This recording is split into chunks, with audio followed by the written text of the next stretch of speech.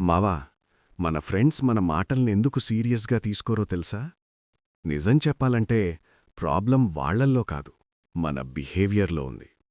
ఎప్పుడైనా నోటీస్ చేశావా మావా? మన గ్రూప్లో ఒకడుంటాడు. వాడేం చెప్పినా అందరూ సైలెంట్గా వింటారు. కాని మనమేమైనా చెప్తే, సర్లేరా చూస్తాం అని లైట్ తీసుకుంటారు.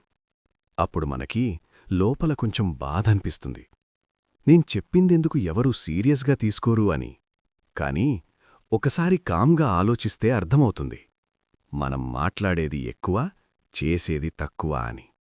రేపటినుంచి జిమ్ స్టార్ట్ చేస్తా అని చెప్తాం, మార్నింగ్ 5కి లేస్తా అని చెప్తాం, నా లైఫ్ చేంజ్ చేసుకుంటా అని చెప్తాం. కానీ నెక్స్ట్ డే వచ్చినప్పుడు మనం మళ్ళీ అదే ముందులాగే ఉంటాం. ఒక్కసారి కాదు, రెండుసార్లు కాదు, చాలాసార్లు ఇలా జరుగుతుంది. అప్పుడు వాళ్ళకి సైలెంట్గా ఒక మెసేజ్ వెళ్తుంది, వీడి మాటలు సీరియస్గా తీసుకోవాల్సిన అవసరం లేదు అని. అందుకే మావా, లైఫ్లో రెస్పెక్ట్ కావాలి అంటే మాట్లాడేది తక్కువ ఉండాలి, చేసేది ఎక్కువ ఉండాలి.